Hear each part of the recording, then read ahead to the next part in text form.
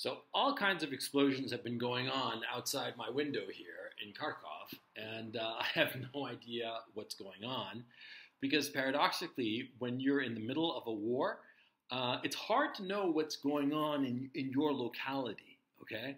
It's easy for people outside to get word from whoever, military participants, spokespeople, whatever. But if you're actually there, you just hear like random explosions, explosion over there, and you have no idea what the hell is going on. So anyway, there have been a bunch of explosions today, and I don't know what they mean, but a lot of smoke in the air here in Kharkov. But I don't want to talk about the war right now. What I want to talk about is the European economy, specifically the German economy.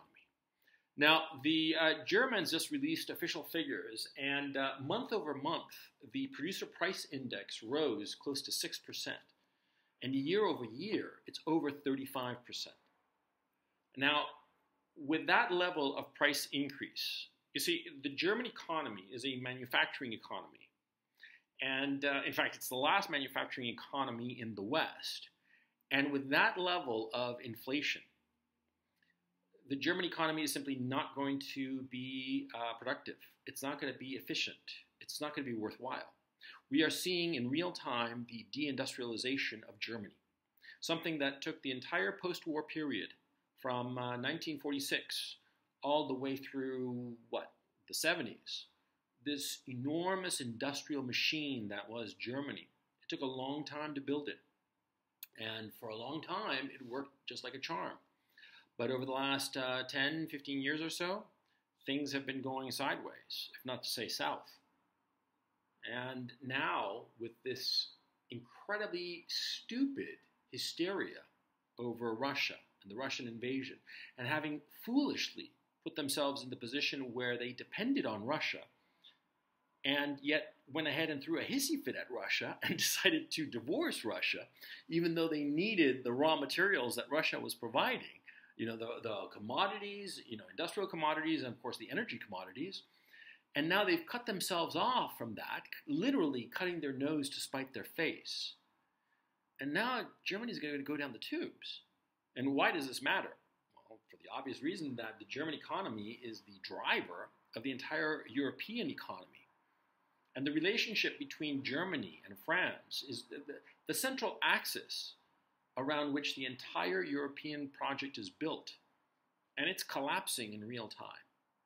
Europe is, it's becoming toast. And the weird thing, the terrible thing, is that all the people in the Middle East and in Sub-Saharan Africa who are going to start to go hungry this summer because of the war in Ukraine, because Ukraine, as a major grain exporter, is not sowing the fields. There isn't going to be enough food for the Middle East and Africa, the food that they depend on. They're not going to get that food. It's going to hit Egypt particularly hard. And so all of those people in these countries, they're not going to have the money to pay for the food. And so they're going to do like a lot of their brethren did back in, the 2015 and 2013 and so on. They're going to go to Germany. They're going to go to Europe, to Italy, to Spain. And the European continent is going to be awash in all of these migrants. And how many there are going to be? Who knows?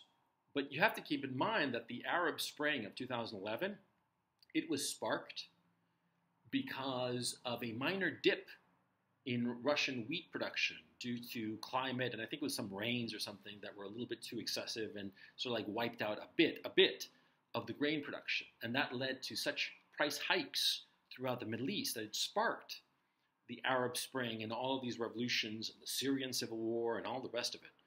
And of course, the waves of migrants that left the Middle East for Europe. Now imagine that, but multiplied.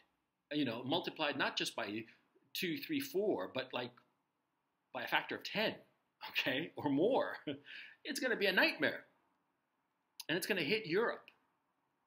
And it's going to hit it now when Europe, the European economy, is collapsing. So all of a sudden you're going to have all of these refugees, economic refugees, hitting Europe right when Europe is going to be going poor, going broke.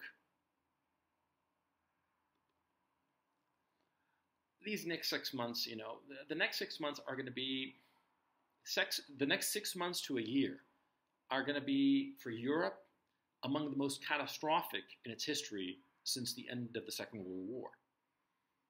And so we should be paying attention to it. You should be paying attention to it. And if you're European, now's the time to leave. Now that you still can. Now that your euro actually is worth something rather than nothing, because very soon the euro is going to be worth absolutely nothing.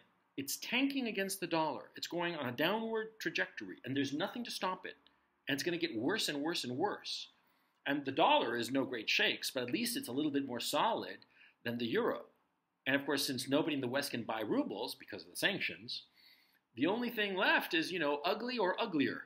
The dollar or the euro. I would go with the dollar at this point, even though a few months ago I was thinking that the dollar would be toast. But right now at this moment, it would be smarter to get out of the euro, get into the dollar, and get the hell out of Europe.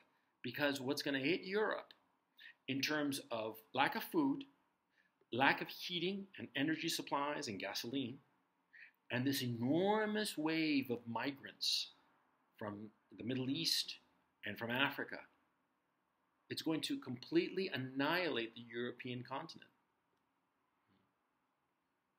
And there's a cheerful thought this May 3rd. Take it easy.